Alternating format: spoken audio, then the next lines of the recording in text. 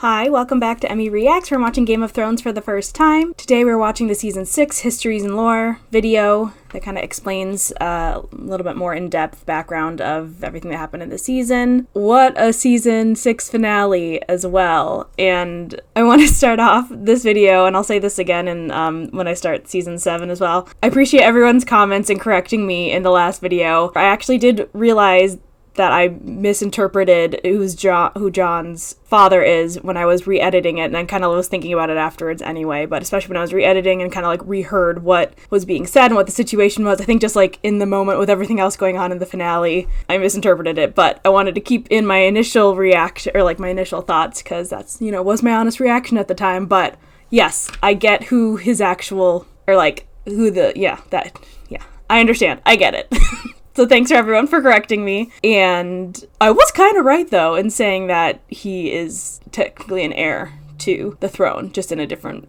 I was thinking about it in a different way. But like I said, I'll go more in depth when we start Season 7, because I'm sure that's going to have a lot of implications for the last two seasons, knowing that he's actually a Targaryen and all that stuff. But yes, I did come to that conclusion myself, so there was no like spoilers in the comments / I should have realized that when, like I said, a lot was going on. I was feeling a lot of emotions, so in the moment of reacting. But like I said, I got there on my own, so when I was rewatching it and just like thinking about it a little more, because I just feel like it had been a long time since we had talked about like what had happened with her being kidnapped from Robert and who was guarding the tower and all that stuff. So it was just a lot, but I appreciate everyone for correcting me. But I had realized it anyway. That is a crazy, crazy thing though. I'm so excited and intrigued to see how, knowing that, and if he figures that out, or knowing that Bran knows that now, how that's going to play out. And then I'm intrigued to see if in the history and lore for this season, if it kind of goes back into some of those backstories a little bit more, now that we know that heading into the next season. And like I said, it's just always nice getting a little bit more of this background. But yeah, crazy, crazy season finale last time. I had to take a little bit of a break. It's been a little while since I watched it, so excited to be getting back in to see where these... I know the last two seasons are a little bit shorter too, so I'm guessing that means like the episodes really... a lot happens in all of them since we're kind of winding down the series. But yeah, I just wanted to make that disclaimer that I did realize my mistake in saying who Jon's father was when all that was happening. I was just still like so shocked to find out that we were learning that it wasn't Ned, but that I misinterpreted what it was saying. But like I said, I'll talk more about that when I start Season 7, which I'm very excited to do. I'll be doing that in a little bit. Otherwise, let's just dive in and watch the history and lore for Season 6. Knight of the Vale. No army in the Seven Kingdoms can match the pride and chivalry of the Knights of the Vale. After all, they were the first true knights in Westeros. They did come in clutch for the last battle. The Knights of Andalos, an eastern nation whose people invaded Westeros thousands of years ago. From the sea, the Vale seemed to the Andals an ideal new home. A wide, fertile valley isolated from the rest of Westeros and its kingdoms by a great mountain range. The first men who held it, moreover, were sparse and divided, and waded into battle with bronze axes and armor that couldn't match Andal horses and steel. But what the first men lacked in weaponry, they made up for in ferocity. Finally uniting behind King Robar Royce, the first men smashed the Andals in battle after battle, reclaiming the Vale and pushing the invaders back to the sea from whence they'd come. Learning from the first men, the remaining Andals united behind a leader of their own. Not a king or a lord, but a knight who'd been born in the Vale and knew it as well as the first men. Sir Artus Arryn, known as the Falcon Knight. The armies of the first men and the Andals met beneath the Giant's Lance to decide the fate of the Vale. Sir Artus had many more mounted knights than the first men, who preferred to fight on foot. But the first men had seized the high ground, digging trenches in front of their ranks and lining them with sharpened stakes smeared with offal and excrement. 6 times the Andal knights charged, and 6 times the first men threw them back. But on the 7th, a fearsome Andal warrior broke through the ranks of the first men, and the Andals rushed through the gap. If King Robar had been wiser, he would have retreated and saved his army for another day. Then again, if he'd been wise at all, he'd never have risked his army of foot soldiers against mounted knights in the first place. When King Robar saw the falcon helm of Sir Artus across the field, he wagered that the Andals would break if they lost their leader, and rode hard for the falcon knight. The singers paint a pretty picture of the battle. The king in flashing bronze armor, the knight in silvered steel. But the duel lasted no longer than a verse of the songs. For King Robar had taken a Valerian sword off a dead actual Andal music, lord, like actual songs, and it sheared through Sir Artus' helm much like a bird's wing through the air. As the falcon knight tumbled to earth, King Robar thought he'd won his desperate gamble. Then he heard the trumpets behind him. When he turned, he saw 500 fresh Andal knights pouring down the giant's lance. And the man at its head was also the man at Robar's feet. For Sir Artus, unique in that age, or indeed any age, esteemed cunning even more than martial strength, and had clad one of his knights in his spare suit of armor, leaving him to die at Robar's hand, while Sir Artus took his best horsemen up a goat track he knew from childhood. Strategy. The charge of the Andal Knights broke the last great army of the First Men, who would never again threaten the new Knights of the Vale. Some of the defeated would even join their ranks in the years to come, but many more fled to the mountains, choosing savagery over submission. Ever since, the Knights of the Vale enjoyed an exclusive position in Westeros. They could sally forth from the Vale at will, knowing that if battle went against them, they could retreat through the Bloody Gate, where no army could follow. Yeah, they have a cool fortress being in the mountains like that. Changed the game. But when Aegon the Conqueror landed I guess in when you Westeros, have dragons, it doesn't really matter. the Queen Regent of the Vale shut the Bloody Gate against the Targaryens and massed the Knights of the Vale behind it to lock it. But Visenya simply flew her dragon to a balcony of the Eyrie where the boy king was playing, and gave the boy a ride round the castle in return for his mother's submission. With the conquest, no more could the Knights of the Vale hide behind their mountains, nor, they soon discovered, did they need to. For thousands of years, the other kingdoms had warred and treated to balance each other's might, whilst the Vale kept to itself.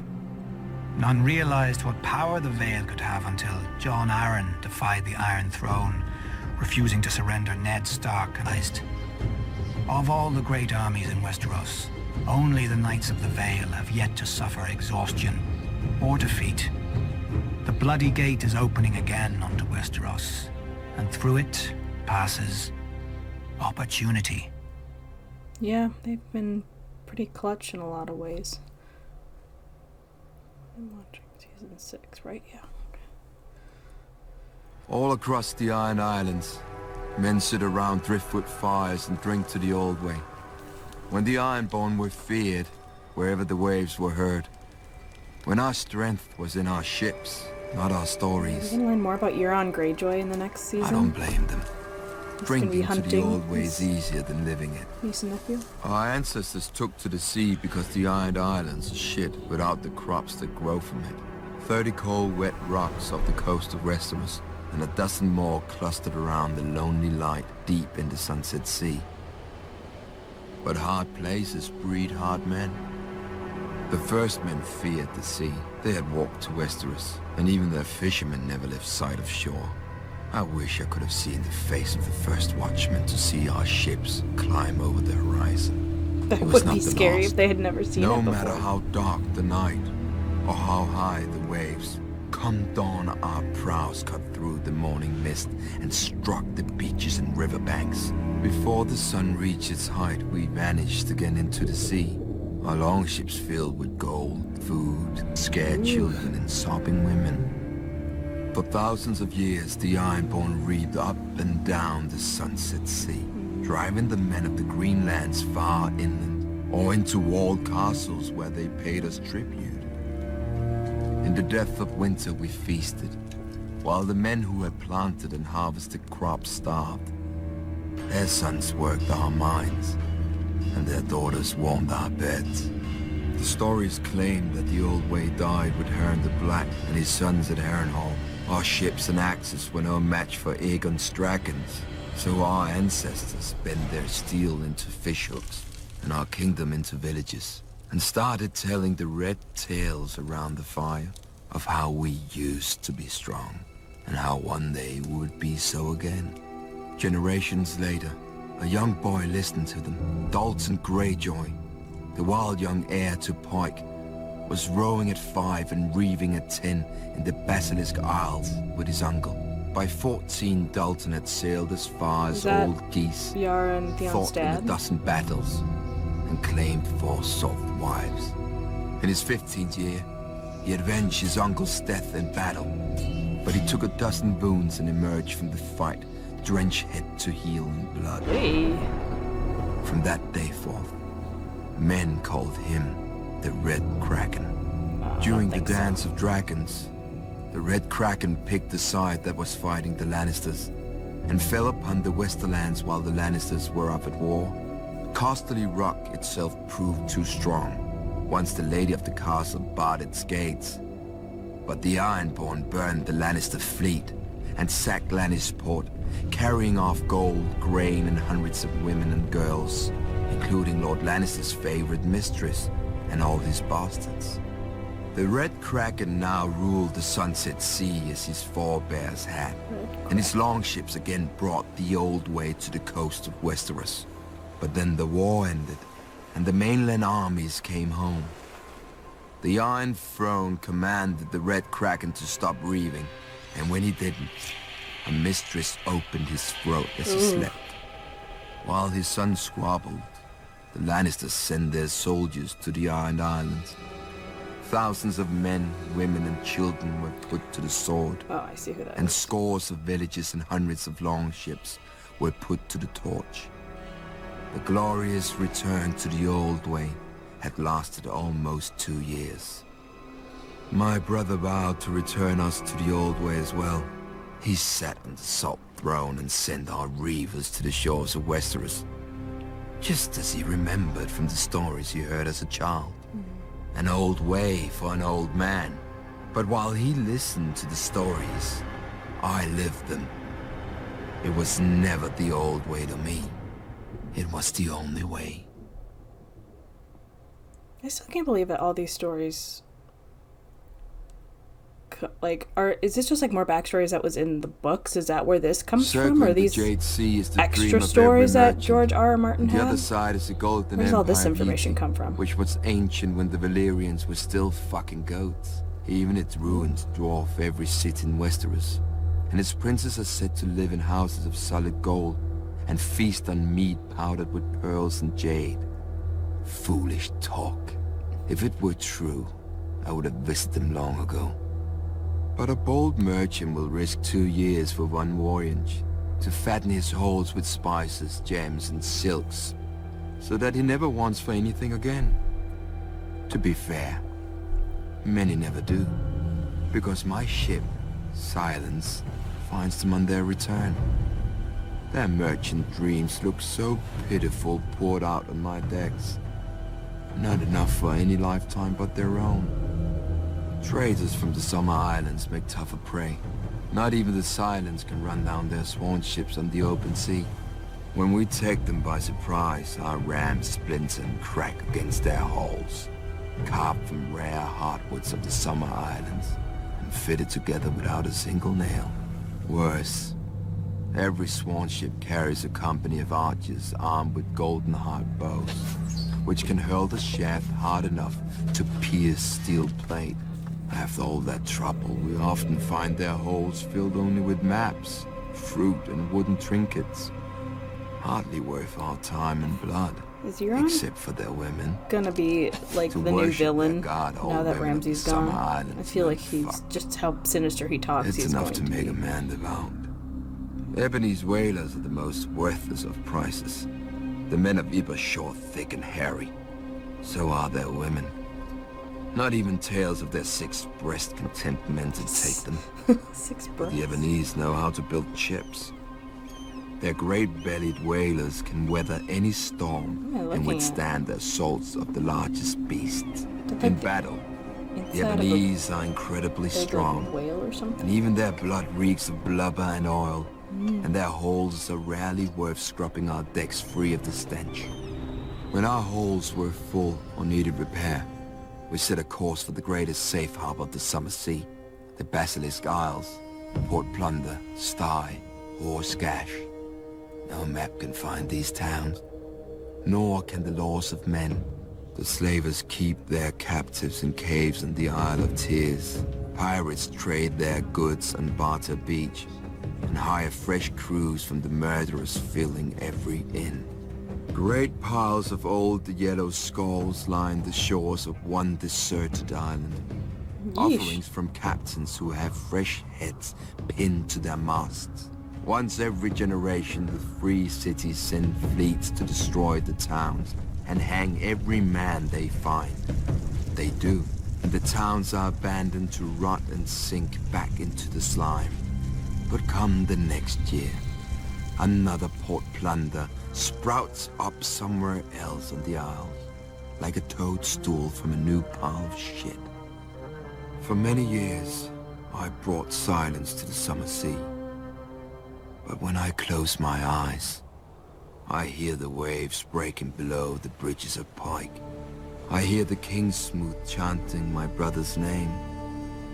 Merchants pay the gold price, Illustrations are so buying cool. their desires with coin. Reavers paid the iron price, taking what we want from the corpses of the men who had it.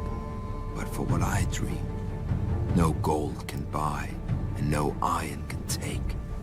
I must pay with fire and blood. Is it the same, like, illustrators each time, or do they do different people? It's so cool. Ooh, Children of the Forest. War did not come to Westeros with men. In the dawn of days, the children of the forest fought the giants.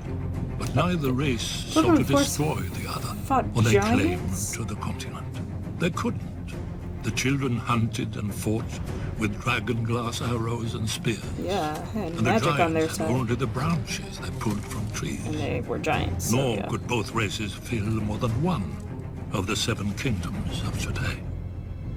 Then the southern deserts coughed up a new race, the first men, who had crossed the narrow sea over the Arm of Dorne. Unlike the children and giants, the first men lived in huts and villages and farmed the land to eat. And there were so many. As the numbers swelled, men needed ever more fields and timber. Of course, they saw that the great forests could provide both. When they cut into the deep woods, however, they stumbled on a strange sight.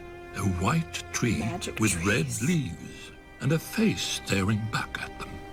At first, they were afraid, but the face never spoke, even when the axe bit into it. The first men didn't know what a werewood was. They didn't know that a werewood Cut down the grows trees? forever if left in peace, or that the native children believed their spirits went into it after death. Yeah, that's mean. The children had no letters or runes. All of the history, songs and prayers, only the trees remembered. When the children looked at the cleared fields, they saw not white stumps, but their ancestors now lost forever, Yeah, I'd be pissed about with their that too. bones stolen to line the invaders' walls.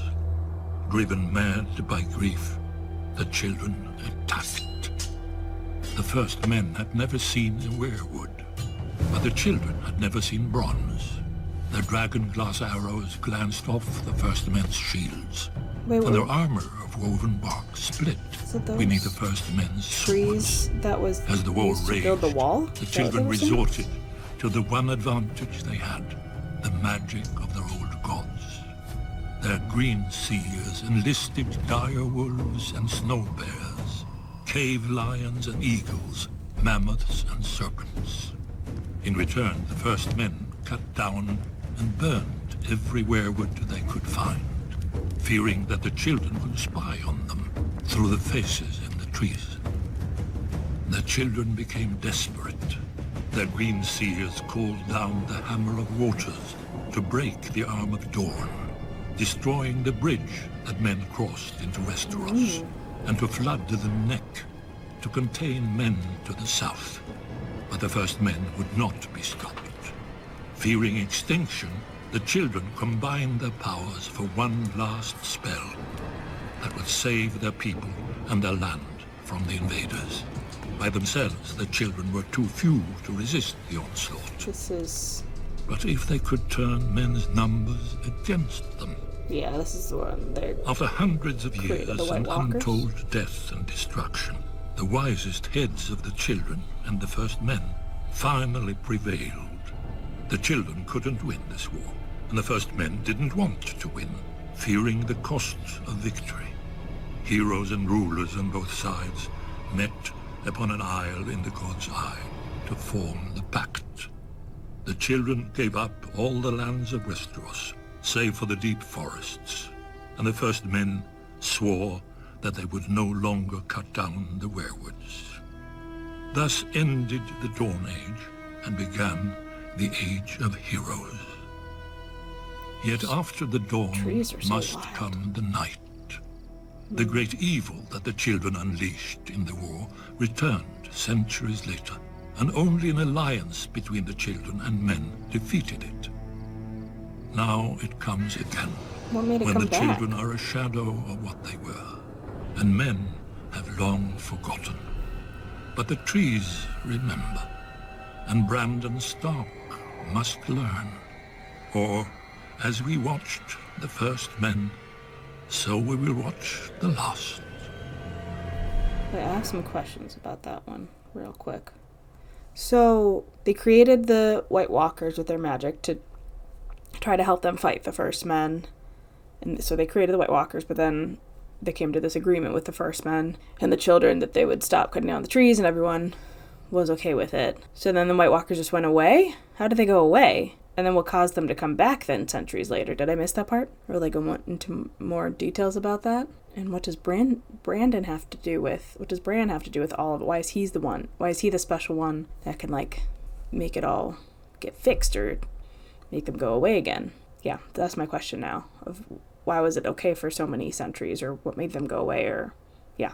Anyway, maybe I missed that, and maybe I was paying attention to other things. I don't know.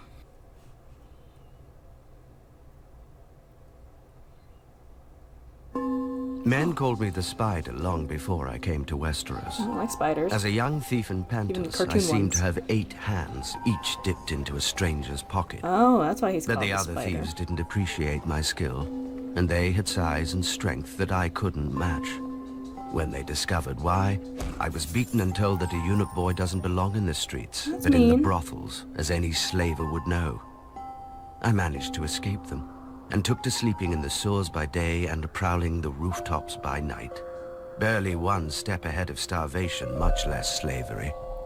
Then I met Illyrio Mopatis. He was a bravo who lived by his sword, but his mind was sharper than his blade. I proposed an arrangement. I would spy on lesser thieves and steal their takings. Illyrio would offer help to the thieves' victims, promising to recover their valuables for a fee. Soon, every honest man knew to come to Illyrio, whilst the city's cut purses sought me, half to sell me what they had stolen, and the other half to slit my throat. Sadly for them, Illyrio needed my throat more than he needed theirs.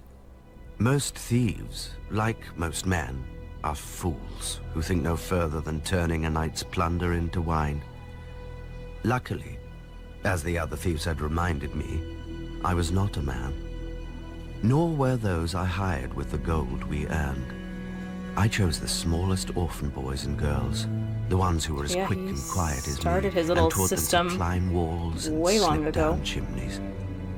My little birds left the shiny trinkets for common thieves, and instead stole letters, ledgers, and charts. Secrets are worth far more than silver or sapphires. Later, I taught my little birds to read the letters themselves and leave them where they lay. Oh, and just bring back so the information. No one would know of our That's smart. intrusion to a spider's web. Yeah, I didn't like them being used that way in the finale. Most houses take wild Oh, is this beasts for their Sam? sigils. calling themselves bears, Tarlo, is lions, that or Sam's stags, dad? Because I as hated if a him. cloth banner could make them so. That isn't the way of House Tarly. Our sigil is the huntsman pulling his bow, and it isn't some idle fancy. As soon as a son of House Tarly can hold a spoon, he gets a bow. As soon as the boy can sit a horse, his father takes him on a hunt. They return with a stag, a buck, a boar, a brace of pheasant, even if it takes days. Even if it takes a week. Even if it takes the boy's whole life. Horn Hill is ours. A fitting home for one of the oldest and most honorable families of the Reach. Legend has it that Harlan the Hunter and Herndon of the Horn, two sons of Garth the Greenhand, raised the castle in the Age of Heroes, and shared a home and a wife for 100 years. Most of the great houses spout such nonsense about their origins. At least my family doesn't claim some long-lost ancient crown like the rest of them. House Tarly breeds soldiers, not kings. When House Gardner ruled the Reach, we served them well. It's crazy that Sam is so different House from Gardner died, them. and Aegon gave the Reach to their stewards, the Tyrells. We served them well, and loyally. We know our place, even if the Tyrell women don't. When Aegon's son faced rebellion from the Vulture King of Dawn, my ancestor, Savage Sam Tarly, led the royal forces on a vulture hunt. Heartsbane, our ancestral Valyrian sword and that pride of our house, soon ran red from point to hilt with Is that rebel the sword blood. that Sam stole? When Robert Baratheon rebelled against Aerys, I led the Tyrell van and handed him his only defeat in the war at Ashford.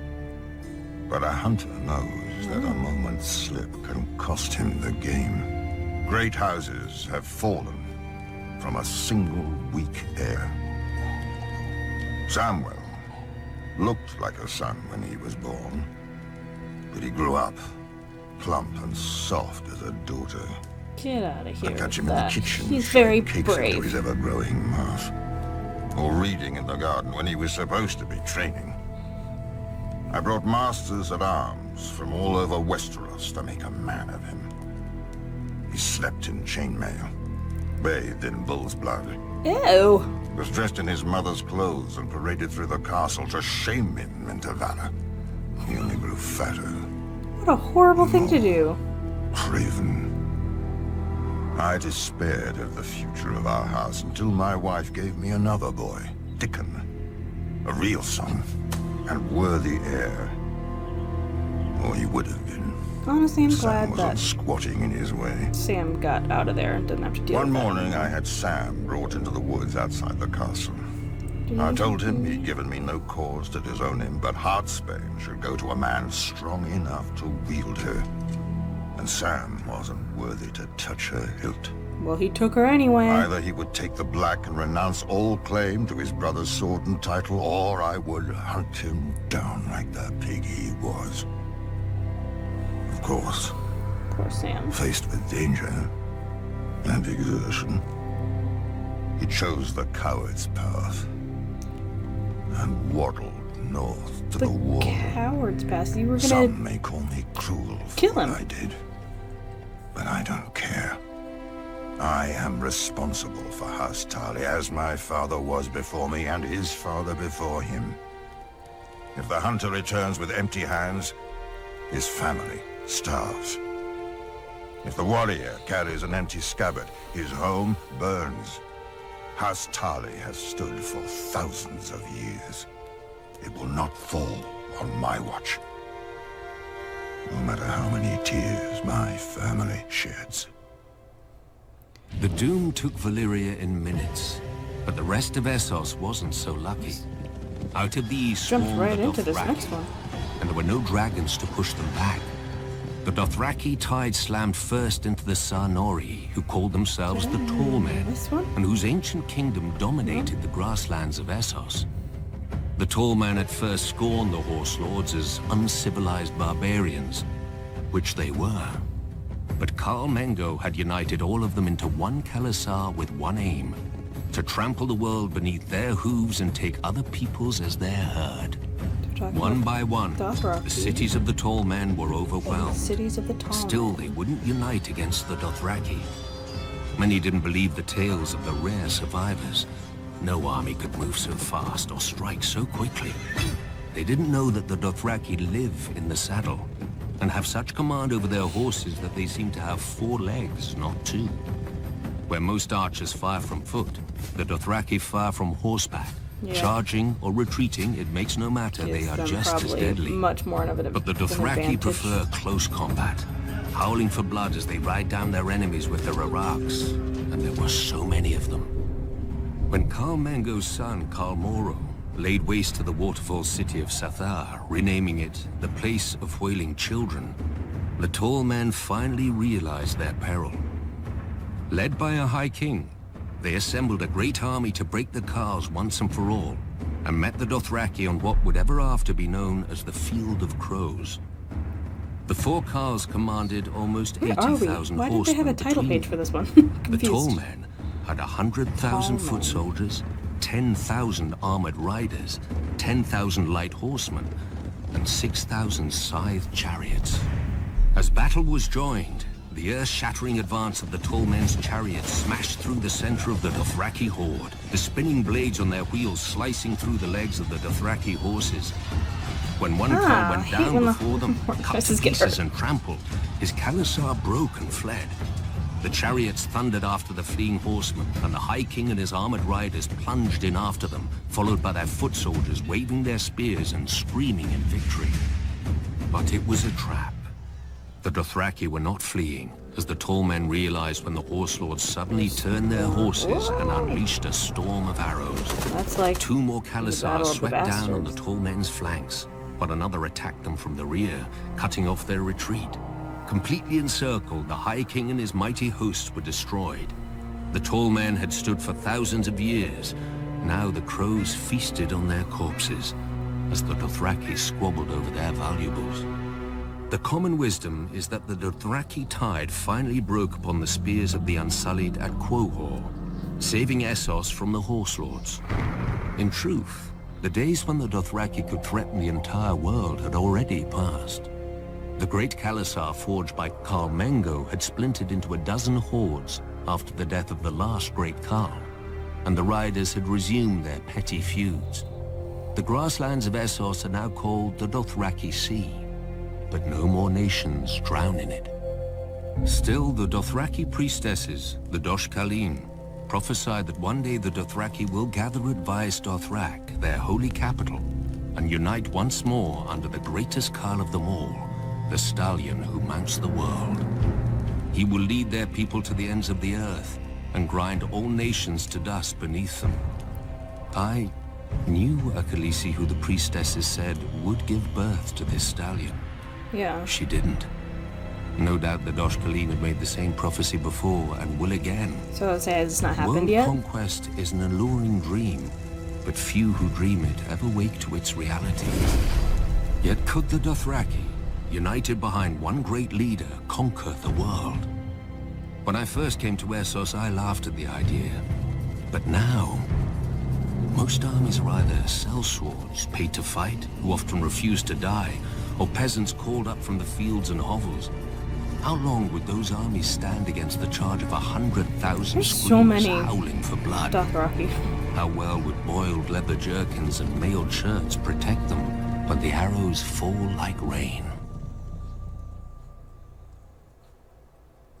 Back to the title page, it's okay.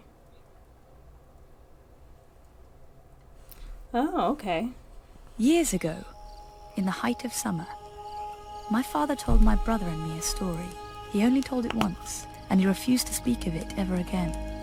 When he was a young man, in the year of the false spring, a great southern lord held the largest tourney Westeros had ever seen, in the largest castle Westeros had ever seen. Knights and lords from across the 7 kingdoms made their way, drawn by the spectacle and the size of the champion's purse. Even the king was rumored to be attending, though none had seen him in years. Ours is a small house, and my father had come only to be part of the magnificence, whose like he'd never see again. One afternoon, he was walking across the field, enjoying the warm spring day, when he was set upon by 3 squires. None were older than 15, yet all were bigger than him. This was their world, as they saw it, and he had no right to be there. They snatched away his spear and knocked him to the ground, cursing him for a frog-eater. Every time he tried to rise, they shoved him down and kicked him when he curled up on the ground. But then they heard a shout. "That's my father's man you're kicking!" howled the she-wolf. Lyanna Stark, the young daughter of Lord Rickard Stark, Warden of the North and my father's liege lord. Lyanna laid into the squires with a tourney sword, scattering them all. Yeah. My father was bruised and bloodied, so she took him back to her tent to clean his cuts and bind them up with linen. There, he met her brothers, Wild Brandon, who led them, the quiet Eddard, and Benjen, who was the youngest of the 4. That evening, there was to be a feast in Harrenhal to mark the opening of the tourney, and Lyanna insisted that my father attend, as he was of high birth with as much a right to a place on the bench as any other man. She was not easy to refuse, this wolf maid, so my father borrowed suitable clothes from Benjen and went up to the great castle. Under Harren's great roof, my father ate and drank with his fellow Northmen. A black brother beseeched the knights to join the Night's Watch, to snickers and smiles. Prince Rhaegar sang a song so sad that it brought tears to Lyanna's eyes. But when Benjen teased her for it, she poured wine over his head. Lord Baratheon drank down a night of skulls and kisses in a wine cup war. My father remembered a beautiful woman with purple eyes, who danced with Sir Barristan Selmy and several others. Purple eyes? As the end of the evening approached, Brandon Stark asked her for one more dance on his shy brother's behalf. And so, Eddard Stark shared the last dance of the celebration with Lady Ashara Dane. Abruptly, the hall went quiet. The Mad King had come after all, and was now entering the hall with his Kingsguard. He hadn't left the Red Keep in years, and none could believe the state of him. His long, yellow fingernails, tangled beard, and ropes of unwashed, matted hair he was mad made his at this madness point. plain Yeah, to he was all. already the Mad Nor King. was his behavior that of a sane man. For in the blink of an eye, he could go from hysterical laughter to weeping to rage. Spooky in But that when he picture. commanded Sir Jaime Lannister to kneel before him and swear the oath of the Kingsguard before half the lords of the realm, a cheer burst from the crowd. For Sir Jaime was much admired for his courage, gallantry, and skill with a sword. Amidst all this merriment, my father spied the 3 squires who'd attacked him, attending their knights. Lyanna saw them too, and pointed them out to her brothers. "I could find you a horse and some armor that might fit," Benjen offered. My father thanked him, but gave no answer. Our people sit a boat more often than a horse, and our hands are made for oars, not lances. Much as he wished to have his vengeance, he feared he would only make a fool of himself and shame his people. Eddard had offered my father a place in his tent that night, but before my father slept, he knelt on the lake shore, looking across the water to the Isle of Faces, and said a prayer to the old gods. The next day in the tourney, the 3 knights whose squires had beaten my father unseated their opponents and earned a place among the champions. But late in the afternoon, as the shadows grew long, a mystery knight appeared in the lists. He was short and clad in ill-fitting armor cobbled together from different suits. On his shield was painted a heart tree of the old gods, a white weirwood Smiley face with on a the tree. laughing red face. Oh, it's The supposed to be mystery laughing. knight dipped his lance before the king and rode to the end of the lists, where the 5 champions had their pavilions. You can guess the 3 he challenged. Whoever the mystery knight was, the old gods gave strength to his arm. All 3 knights fell before him. None were well loved, so the common folk cheered the Knight of the Laughing Tree, as the new champion was soon called. When his fallen foes sought to ransom their horses and armor, the Knight of the Laughing Tree's voice boomed through his helm and told them, "Teach your squires honor. Yeah. That shall be ransom enough."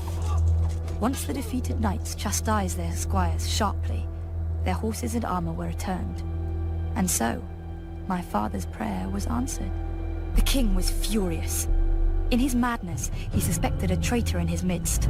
Perhaps even the newly made Sir Jaime Lannister, whom he had already sent back to the Red Keep. That night, the king asked Lord Robert Baratheon to take to the lists and unmask the mystery knight, declaring him no friend of his. But the next morning, when the heralds blew their trumpets Spooky and the king took his eyes seat, over everything. the Knight of the Laughing Tree had vanished.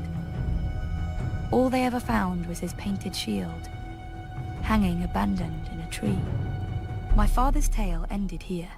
He never spoke more of Harrenhal, though he must have seen Prince Rhaegar's victory. Some whispered that Prince Rhaegar himself had arranged the entire tourney in secret, as a way to gather the great lords and address his father's apparent madness, perhaps even remove him from the Iron Throne. But when I asked my father about this, he only shrugged sadly. What Rhaegar intended, none can say. But all know what he did. Interesting. That was a cool story, though.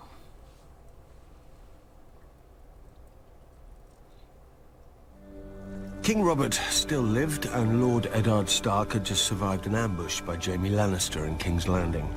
We were the King's men, charged by the King's hand to bring the King's justice to the false knight Gregor Clegane, who was raping and murdering the King's subjects in the Riverlands. Yeah. To be honest, I cared more about the King's cellars, but I joined Lord Baric for the adventure. And maybe a grateful milkmaid or two. Ser Gregor isn't called the Mountain because of his subtlety, yet he took us by surprise at the Mummer's Ford. He'd hidden his men on both banks, and as we crossed, he fell upon us from the front and rear. I saw a single blow from his sword take a man's arm off and kill the horse beneath him. Yeesh. Many of us, though, were simply ridden down and drowned. The survivors spotted my damn red cloak and rallied around me, and we cut our way free. 100 men we'd been that morning. By dark, only 40 were left, and Lord Beric looked to make us 39 before morning. I drew a foot of lance from his chest and poured boiling wine into the hole it left, but I knew there was no hope. When his light failed, I shut his eyes, placed my hands on his cold chest, and mumbled a half-remembered blessing over his body. That's when he discovered that he could because bring he was my commander, people back from the dead. And my friend. And I didn't know what else to do. Then, I felt his heart thud beneath his breast. His body shuddered as the fire of life rekindled inside it. Well, I used to joke that I became a red priest because the robes hid the wine stains, but the wine itself hid an unbelieving heart. When Beric's eyes opened, so did mine. I fell to my knees and praised the one true God and begged forgiveness for my ways.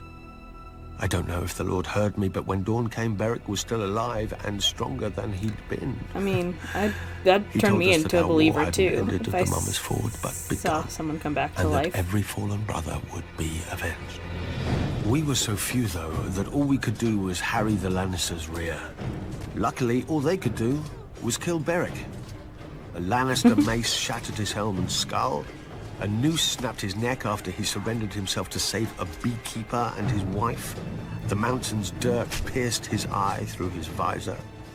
After each time, I stood over his corpse and prayed to the Lord, and the Lord brought him back. Does he feel the pain each time he dies, though? Then we heard that Robert was dead, and Lord Eddard too. We'd been sent by the King's hand to deal with outlaws, but now we were the outlaws, and Lord Tywin was the hand of the King. Some wanted to yield, but Beric wouldn't hear of it. We were still King's men, he said, and these were the King's people the Lions were savaging. If we could not fight for Robert, we would fight for them, until every man of us was dead. We'd lost the King's banner at the Mummer's Ford, but then the countryside was awash with sigils and armies anyway. We became the Brotherhood without banners. Beric led us in battle, and I led us in prayer, and the Lord of Light led us in everything. But House Stark has not always held it. When Bran the Builder raised Winterfell and founded our line, we were vassals to the Barrow Kings, who claimed descent from the first king and thus dominion over all the first men. But after the long night, it was our house who built the wall and set the Night's Watch to guard the realms of men, whilst our king sat in his barrow. My ancestors eventually revolted, waging what singers call the 1,000 Years' War, to free our lands. That was a cool Other transition. families joined us, recognizing that the North is a cold and hard land and needed a king who served its people before himself. Finally, the last Barrow King bent the knee, and House Stark became the Kings of Winter. Yet we were kings in name only, for by then the North had fractured into petty kingdoms, and my ancestors would struggle to unite it again for thousands of years. Roderick Stark wrestled an Ironborn Lord for Bear Island and granted it to House Mormont when he won. A younger son of our family, Lyanna Stark, won his own keep after he put down a rebellion and founded House Stark, one of the most powerful in the north.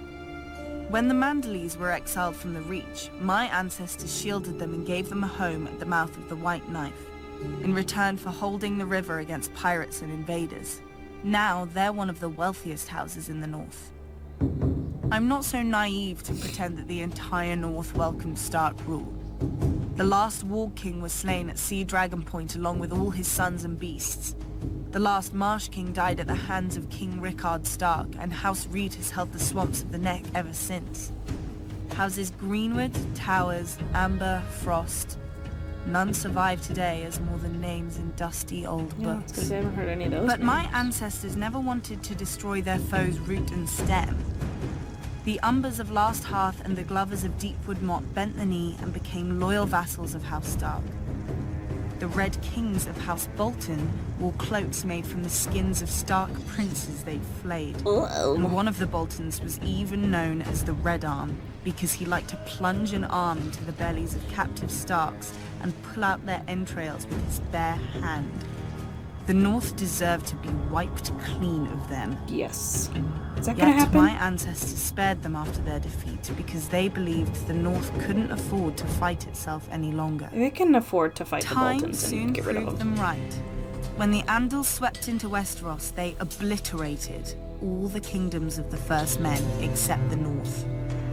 Each of the southern kingdoms fought the invaders on its own, but the North fought as one. When the Andals tried to sail up the White Knife, the Manderleys fell on their ships. When the Andals tried to march an army through the Neck, the Reeds fell on their soldiers. King Theon Stark even sailed his own army to the Andal homeland for vengeance and slew hundreds of Andal warriors. When he returned, he planted their heads on spikes along our coasts. They like to do A that. warning to other would-be conquerors. The warning was heeded for thousands of years, until Aegon the Conqueror. The south had already fallen to Aegon and his dragons, only the north remained. My ancestor, King Torrhen Stark, marched the north down to the Trident and beheld Aegon's army, larger than Torrhen's own by half, and with 3 dragons circling overhead. Many northern bannermen wanted to attack anyway, claiming northern valor would carry the day. Others wanted to fall back to Moat Cailin and make a stand there. But Torrhen had heard how the armies of the Rock and the Reach had burned on the Field of Fire, and had seen the fires still glowing beneath the rubble of Harrenhal. He knelt and laid his ancient crown at Aegon's feet, and rose a king no more but Lord of Winterfell and Warden of the North. Some Northerners still sneer at my ancestor as the king who knelt, forgetting that because of Torrhen, they're alive today to sneer. Their ancestors didn't leave their burned bones at the Trident, and their twisted swords didn't fill Aegon's new throne. Now many say that House Stark is dead and gone, and House Bolton holds the North. But the North remembers who united it. The North remembers who defended it, and the North remembers who stole it. Long ago, my ancestors spared the Boltons, trusting their oaths of fealty. I shall correct that mistake. Even the North can forget when there's nothing left to remember. The North remembers.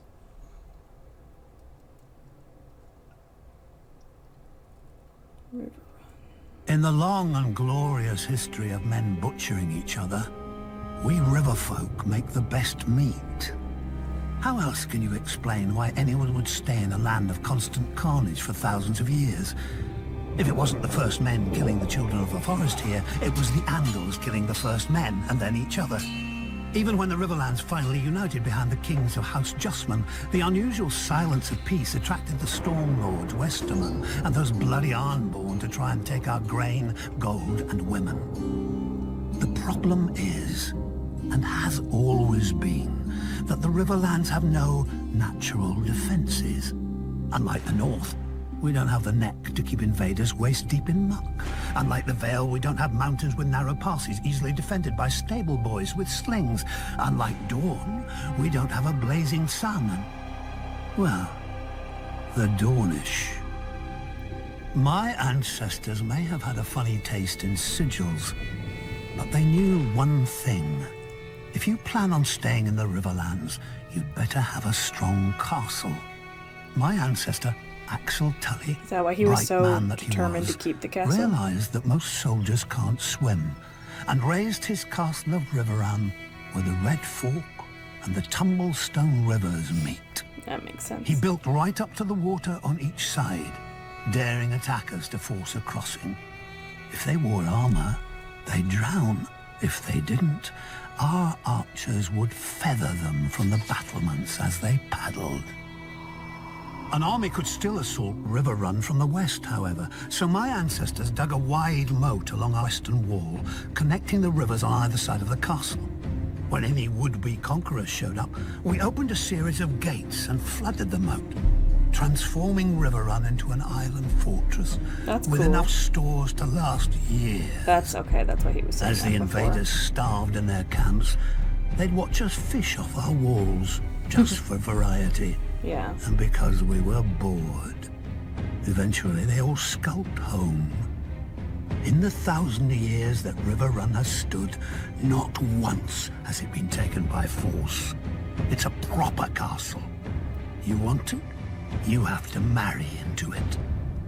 Even the damned Freys knew that much. Up-jumped toll collectors living on a bridge instead of beneath it like the rest of their kind. But finally, a Lord of the Crossing passed off one of his brood to his liege lord, House Tully. My nephew Edmure. People say Lord Walder arranged the Red Wedding to punish Robb Stark. I say he did it just as much to steal Riverrun. They've always envied our castle. Probably Maybe they think a lot of two reasons rivers can that wash off the filth that coats them. Wedding was planned. They'll never and how know. Terrible it was. The Lannisters could So mad grant about it. Riverrun to the Freys for 1,000 years. But that doesn't mean they can have it. Do you think it was hard to convince Tully's soldiers to turn against the Freys? Do you think we won't enjoy watching them simper as winter bears down on their pitiful camp? I even carved a new fishing rod for the occasion. When the starving Freys look up at our walls, we'll wave our trouts at them. Yeah, he was ready to wait it out. That didn't work out so well, unfortunately. As a boy, even I dreamed sometimes of being not a Stark of Winterfell, but a Dane of Starfall. Legend has it that the Dornish founder of House Dane followed a falling star to where it hit the ground, and there he raised his castle. A fantastic story, I know, but House Dane has a relic to prove it. Dorn, the most famous sword in Westeros. Forged from the fallen star's cold heart, and as strong and sharp as Valyrian steel. Many houses have ancestral swords passed from father to eldest son, like my own family's Ice. But Dorn doesn't pass to the Lord of House Dane by right. To wield Dorn, a knight of their house must first be deemed worthy. It doesn't matter if he's the Lord, a younger brother, or a distant cousin. If none are found to be worthy, the blade stays on the mantle in Starfall until the next generation. But Dorn hasn't rested there often. From House Dane have risen some of the greatest warriors in Westeros. Was this the one that he was fighting in the flashback? Vorian Dane, who was a king and the greatest knight in Dorne before he was defeated by Nymeria. Because of his honor and his prowess, she sent him to the wall in golden fetters and took his heir as her husband. Joffrey Dane, who answered Aegon the Conqueror's demand to submit by invading Aegon's 7 kingdoms and marching an army to the gates of Old Town, where Aegon had been crowned. And the greatest of them all, Sir Arthur Dane. Yeah, okay. The Sword of the Morning. During the reign of the Mad King, a band of outlaws calling themselves the Kingswood Brotherhood terrorized the forest outside of King's Landing.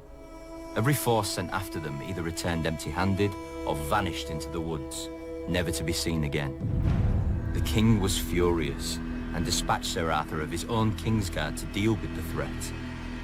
Sir Arthur didn't put the villagers to the question or set fire to the woods to smoke out the Brotherhood, as other forces had done. He paid the small folk for the food his men ate, brought their grievances to the king, even won them the right to take a few of the king's deer during the autumn.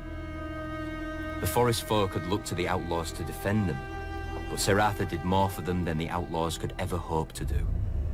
When a villager led Sir Arthur and his knights to the outlaws' secret camp, the Brotherhood, to their credit, didn't flee. One of their leaders, the Smiling Knight, was a madman. Cruelty and honor jumbled together. But he didn't know fear. Not even when Sir Arthur drew Dawn before him. Supposed to be Soon the outlaw's Sir longsword had so many notches that Sir Arthur stopped to let him fetch a new one. The robber knight chose another and then asked for Dawn. Sir Arthur replied, "Then you shall have it." The Smiling Knight never smiled again. The mad fool. Dawn is just a sword. Sir Arthur was the true steel. Strong, brave, and loyal to a fault. Maybe I'm He would never have aided misinterpreting this. Rhaegar's abduction of my sister if his vows hadn't compelled him. And though we fought on opposite sides, I admired him.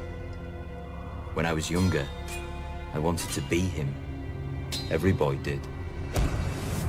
And I killed him. Not in single combat, but as he was on his knees, a dagger in his back. I'll never forget the look in his eyes. He wasn't angry or betrayed. He'd done his duty to the last, even though he found it dishonorable, and even though he knew what awaited me in that tower. Sir Arthur Dane died the greatest knight who ever lived. After Robert's coronation, I returned Dawn to Starfall. One day, House Dane will raise a worthy successor to Sir Arthur. Until then, Dawn gathers dust above the fire, with the dream of every boy in Westeros. He didn't take the sword? Interesting. War of the Nine Penny Kings. The War of the Nine Penny Kings, they called it. But I never saw a king or earned a penny. After the war ended, I heard it all started when an exiled royal bastard raised an army of sellswords, and the rightful king sent his own army to stop an invasion. Sounds simple the way the maesters tell it, but an army isn't like a dog that comes when you whistle. The king calls on great lords, who call on lesser lords, who send out their captains to round up all the peasant men on the land the lord claims to own. If the lord is wise and generous, his new soldiers are given steel swords and wooden shields to fight his battles. Most of our army fought with sharp sticks. Singers still sing of the valiant heroes made in the war. Sir Brynden Tully, the Blackfish, Sir Tywin Lannister, and Prince Aerys Targaryen, Sir Barristan Selmy the Bold, who slew the bastard pretender and ended the war at a stroke. But the king whose crown we were defending never came. He mattered too much, I suppose. His hand commanded the crown's armies and died valiantly in his son's arms. Or so the singers say. I never saw that either. I did see the soldiers when they came to our village. They declared I was too young to fight, but my brothers and friends were all going and I wouldn't be left behind. My oldest brother said I could be his squire, though he wasn't a knight, just a potboy armed with a stolen kitchen knife. He'd never need it. I saw him collapse on the march from fever, along with many from our village. I saw our shoes fall apart on the road, our clothes rot off our bodies, and half of us shitting our beds from the sickness and fear. Who's talking? And then we got to the war. In the stepstones, I saw a mace cave in my last brother's head. I saw the lord who led us there cut down, and some other lords shout that we were his now. One day I looked around and realized all my friends and kin were gone. I was fighting beside strangers under a banner I'd never seen. Didn't know where I was or how to get home. When a lord rode up shouting at us to form ranks with our scythes and hoes, I couldn't remember which side I was on. Then the knights came down on us, faceless men, all in steel, and the thunder of their charge filled the world. I closed my eyes. Years later, after the war had faded into songs, I opened them again and saw what I had done and what I had become in the war and since. I went looking for a way back home. I know I'll never reach it, but that doesn't mean I don't need a guide.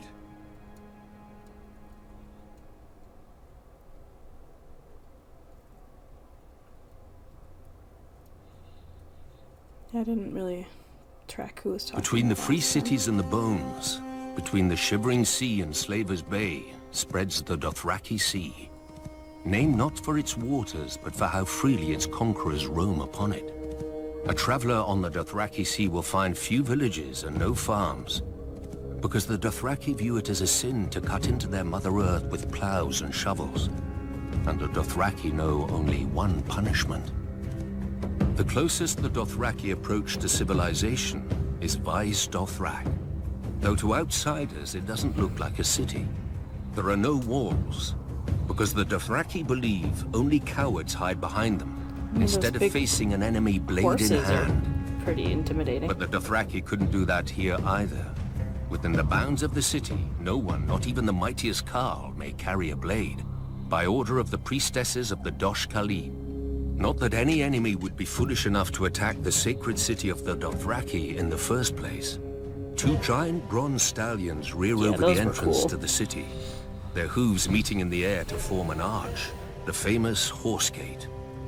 Through it is the God's Way, but the Dothraki drag the sacred idols of the cities and peoples they've broken. Along one side, stone gods look down on you from cracked thrones with chipped and stained faces, their names lost to time. Across the road, monsters watch you pass, black iron dragons with jewels for eyes, roaring griffins, manticores with barbed tails poised to strike, and other terrible beasts from every corner of Essos. But there is nothing to fear. If these gods and devils had any power, they would never have ended here. Not all foreign gods in Vaes Dothrak are broken. In the famous eastern and western markets, merchants worship their god of trade with the sufferance of the Dothraki, who themselves don't understand buying and selling. The western market is a great square of beaten earth filled with animal pens, drinking halls, and a maze of stalls and crooked aisles. Even goods from Westeros find their way here, though the merchants who sell them wouldn't know a Lannister from a Frey. The Eastern Market is fittingly a stranger place. The elders of the Dosh Khalim view it with suspicion, and most Dothraki stay away. They aren't wrong. The great elephants, the basilisks and silver cages, and the striped black and white horses of the Yogus Nai are harmless enough. But I can see how the elders wouldn't want their younger members to see the warrior maids of Hir Kun, who wear iron rings in their nipples and rubies in their cheeks. Or listen to the Shadow Men, who cover their bodies with tattoos and hide their faces behind masks, and whisper dark secrets for a price. Those masks are spooky. This is all of Vaes Dothrak that foreigners ever know. For only Dothraki are permitted into the inner city, where the Dosh Khalim live out their lives. A blood rider, drunk on fermented mare's milk, once told me that the Dosh Khalim are stewards. They prepare for the day when every rider of every Khalasar shall return to the city. And the Dothraki truly will be one blood and one Khalasar again, under the greatest Khal of all, the stallion who mounts the world. When's that happening? He will ride to the ends of the earth and grind nations into dust, and take the whole world as his herd. It was supposed to be... Or so the prophecy goes. Yet the world Daenerys' is vast, baby. with many places a horse can't go. The stallion who mounts the world couldn't rear above a mountain range, or leap across the sea. Still, the world has been conquered before, just not with stallions. Interesting.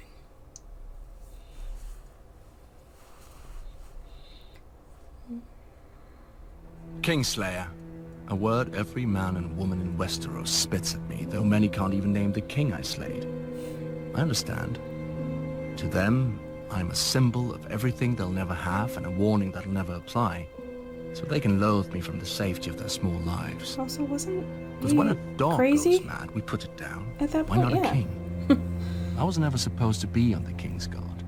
Oh, as a boy, I dreamed of the White Cloak like all boys, but I was heir to Tywin Lannister, Hand of the King. If he forbade the tides, the waves would cease.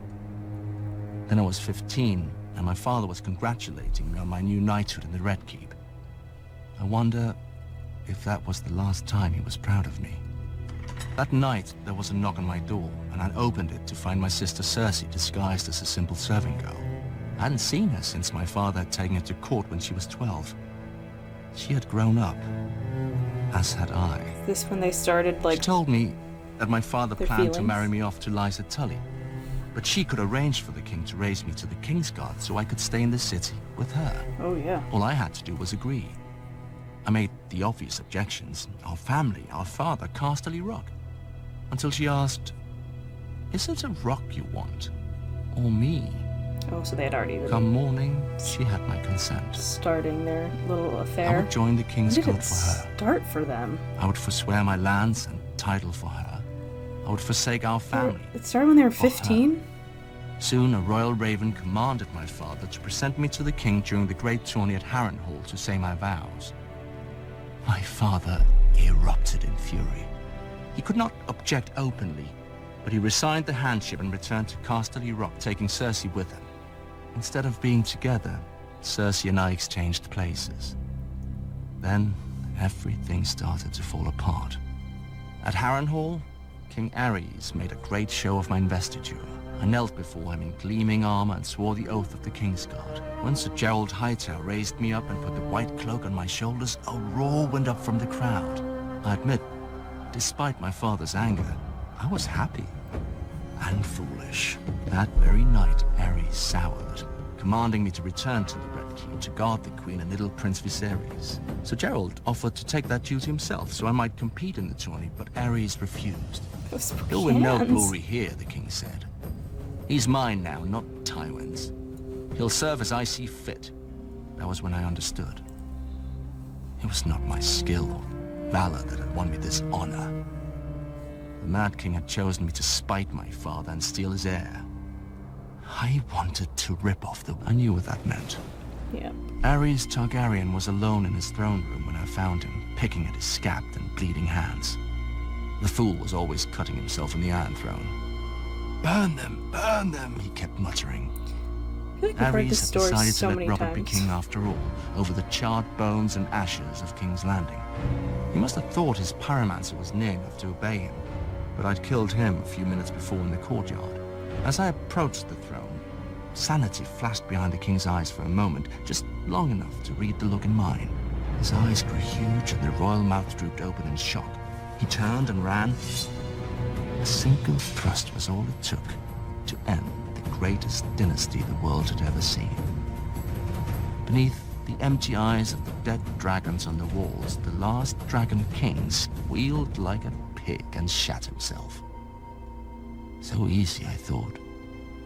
A king should die harder than this. My father's knights burst into the hall in time to see the last of it, so there was no way for me to vanish and let some braggart steal the glory or blame. I knew at once when I saw the way they looked at me, it would be blame. Lannister or no, I'd been one of Aerys' Kingsguard. I commanded them to announce that the Mad King was dead, and to spare all those who yielded. They asked me if they should proclaim a new king as well. I knew what they meant. Would it be my father, or Robert Baratheon, or maybe the child Viserys who'd fled to Dragonstone? A Targaryen boy king with my father's hand to rule in truth. I thought of how Ned Stark and Robert Baratheon would howl at this end to their great heroic war, and I was tempted. Then I glanced down again at Aerys, his life's blood oozing from the wound and pooling on the floor around him. Proclaim who you bloody well like, I said. I climbed the steps to the Iron Throne and sat on it with my sword across my knees, waiting to see who would come to claim the kingdom. Did Jaime ever get to tell his dad about what the Mad King was planning on doing? And why he killed him? As kings make poor servants. House Targaryen called themselves dragons long after the last beast died. Perhaps it's only fitting that even their humility was monstrous. Men worshipped on Visenya's hill thousands of years before Visenya came and Baelor raised the sanctum that bears his name. The massive dome and towers of the great Sept of Baelor can be seen from anywhere in the city, but not from the vast countryside that paid for it.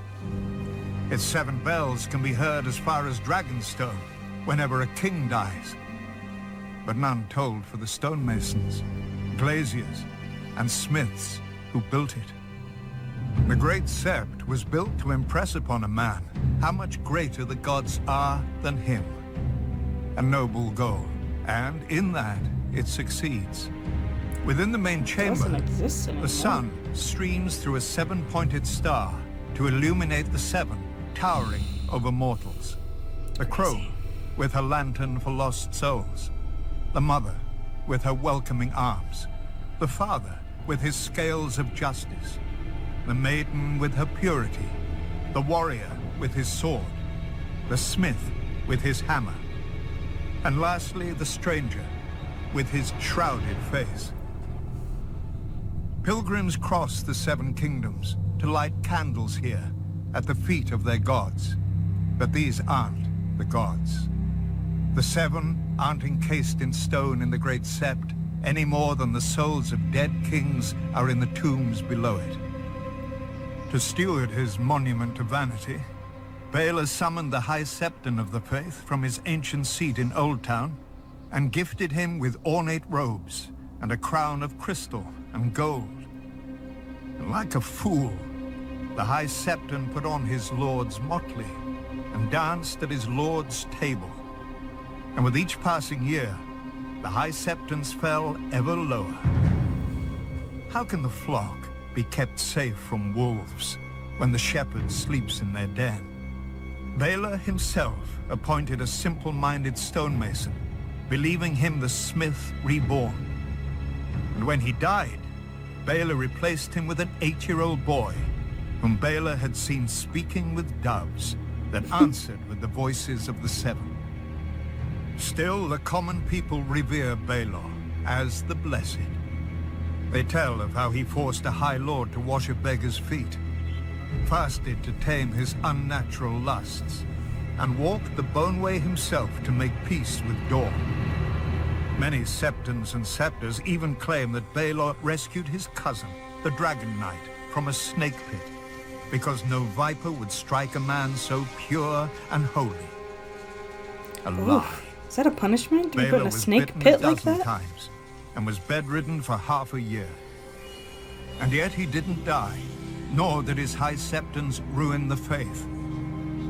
Blessed Baelor's statue may greet men outside the doors, but when men enter the Great Sept, they don't see the gold, or the crystal, or the ambitions of a humble member of a powerful dynasty. They see the gods. They feel awe at the divine majesty and their own insignificance. It's crazy. That seriously blew this the gods place up. work through Baelor's pride and vanity as they work through all of us. For the faith is more than a sept. The faith is more than a High Septon, more than all the Septons and Scepters who preach to the living, more than the silent sisters who prepare the dead. The faith is the will of the gods, and we are all its instruments. Kings and beggars, lords and cobblers, lions and sparrows. And yeah, she just blew it all up. That's crazy. Without question, Old Town is the oldest, wealthiest, and greatest city in Westeros. Though King's Landing is more populous, and arguably more powerful. The city straddles the mouth of the Honeywine River, and the bounty of the entire Reach flows beneath its great stone bridges to ports that are renowned throughout the world. Thus we needn't speak more of them. More interesting is the history of the city. For none can say when it was founded. Many centuries ago, a few bold maesters sought out the children of the forest, who claimed that men have lived at the mouth of the Honeywine since the Dawn Age. Nonsense. Maester Jellicoe proved that the city began as a trading post, where ships from Valyria, Old Geese, and the Summer Isles put in to replenish their provisions and make repairs. Hence the most famous feature of the city, the High Tower, raised even before the city walls, as a beacon through the fog-covered waters. Originally built of wood and standing a mere 50 feet above the ancient fortress of its foundation, it is now thick stone and rises even taller than the wall. Those born and raised in Old Town can tell the time of day by where its shadow falls. But no maester can tell why. Even in our oldest records, the island on which it stands is called Battle Isle. What battle was fought there, and when? As for the ancient fortress that forms the tower's base, its walls and interiors are all of solid black stone with no hints of joins or mortar, and no chisel marks of any kind. We know it predates the tower itself by thousands of years, but who built it? How? And against what? The maesters who have studied it declare it to be a Valyrian construction, akin to Dragonstone and the Black Walls of Volantis. That would make sense. As is well if it's known, black like the that. Dragon Lords of Valyria could turn stone to liquid with dragon flame to shape as they wished.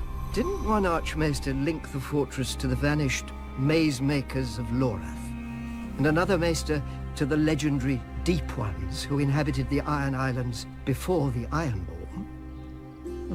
Both marginal opinions without common support. There's lots of different But of thoughts. more importance than the origin of the tower is the family to which it gave its name. House Hightower, the ancient ruling family of Old Town, known for their prudence and love of peace. And pieces of gold. During the Age of Heroes, when Lymond Hightower saw the Gardener Kings conquering the Reach, he didn't meet them on the battlefield, but in the God's Wood. He bound his house to theirs by marriage, and transformed House Hightower from wealthy but relatively minor kings to the greatest lords of the Reach.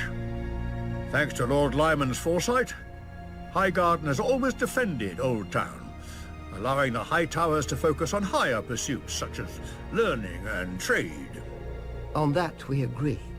When the Andals invaded Westeros, Lord Dorian Hightower told his wife of 20 years that wars are bad for trade, and to make his point, traded her for a young Andal princess.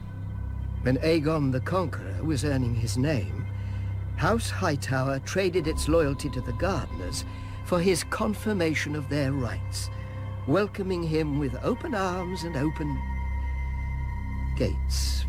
House Hightower bent the knee to Aegon to spare the city from his dragons. I would think such insinuations and insults beneath even you, Qyburn. Then again, mockery of one's betters is the trade of fools. I wouldn't know. Perhaps if I'd studied at the Citadel as long as you, Grand Maester? The Citadel is the greatest seat of learning in the known world. Without it, and the maesters it trains, Westeros would be a land of superstition and ignorance. Like the ignorance that shrouds the Citadel's own birth? Even without records, we have more than enough reason to believe that the Citadel began as a court of scholars and priests, assembled by a second son of House Hightower. When he died, his elder brother raised the Citadel so that wise men would always have a home in Westeros, and could continue the inquiries and debates that had given such joy to his younger brother. His little brother's pets, as legend has it, he called them, and so the maesters have remained, only their masters have changed. Now they serve every lord with a castle, for a fee, of course, whilst the Citadel serves its own importance. Every word you speak merely validates your own expulsion from our ranks. Knowledge is validation enough. I assumed the world's greatest minds would agree, and perhaps they would if I'd met them. Old Town is a city for old men and old beliefs. But the world is changing. No matter how high the tower, the clouds will not hold it up if the ground shifts beneath it.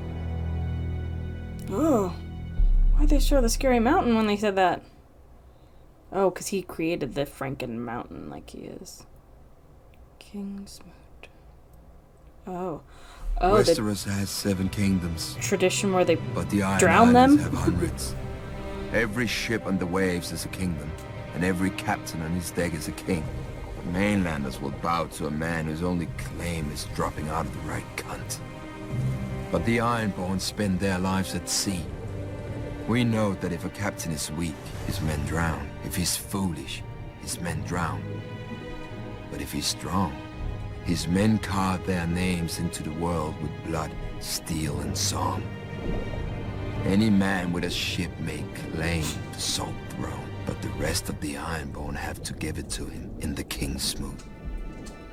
Our priest claimed the first king of the Iron Islands was the Grey King, who ruled over the sea itself in the dawn of days. He took a mermaid to wife and stole fire from the storm god, and carved the first ship from a demon tree that fed on human flesh. When he died, his 100 sons slaughtered each other until only 16 remained. Since none could overpower the rest in battle, they came together and chose the strongest to be their king. And so began the tradition of the Kingsmoot. A good story for children who don't know that grey is what men become after their strength has fled, or that brothers do not easily submit. Over the centuries, the Kingsmoot has raised the greatest of the Ironborn. Corrid Horror, whose word was law whenever men could smell the salt air or hear the crash of waves. He sacked Old Town and defeated the River King, taking 3 young sons as hostages. When their father's tribute was late, Corrid cut out their hearts with his own hand. Yikes. When the father marched for vengeance, Corrid smashed his army and gave this River King to the drowned god. Harwin Horror, born to a king who had a fleet he didn't sail, and swords he didn't blood.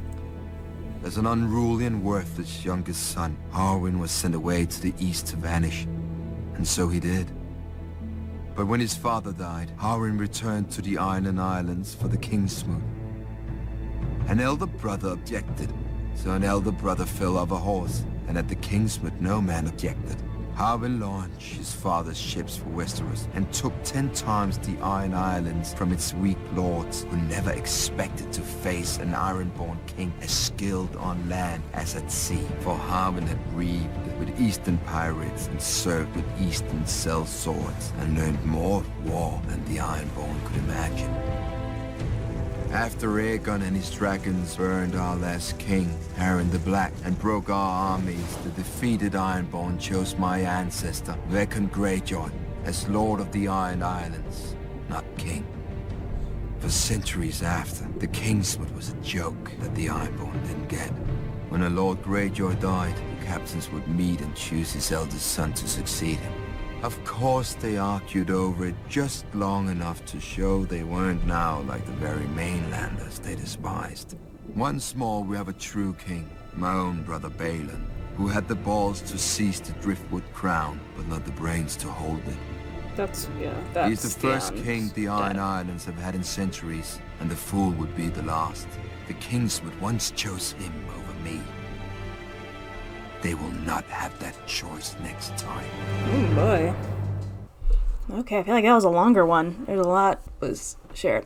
I feel like it would have helped to have a little bit of an up, or maybe they did. Maybe I just missed this in the recap before the season finale of Lyanna in the tower and like who was guarding her and like reminder of like who, where in time were when she was taken and who. I digress. But so I don't feel like I was talking that much during it just because there was a lot to absorb listening and on all that. I feel like there was one main question that I had and now I don't remember it.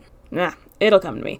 Like I said, so was all this extra information like in the books, or where do they get all this extra information to make these history and lore videos? Is it like extra stuff that George R. R. Martin gives to them to then create all this extra backstory? Or I'm just kind of curious where all this extra information comes from, because it's interesting and I like seeing the different perspectives on the different things that happen. It's helpful to fill in the story a little bit.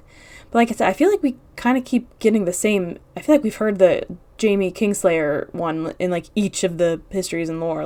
But that one I get and know, and that's drilled in. But I feel like there's other ones that I'd like a little bit more information on or reminders of, maybe like the whole Lyanna story. But maybe that's just me. But anyway, always interesting to see the histories and lore, and it's good to kind of like lead into the next season. So I'll be starting season 7 soon. I'm excited to, I think someone said that there's only 13 total episodes left because the last 2 seasons are a little bit shorter than the other ones. So I'm excited to dig into those and see where the seasons go. But yeah, as always, thanks for watching with me. Bye.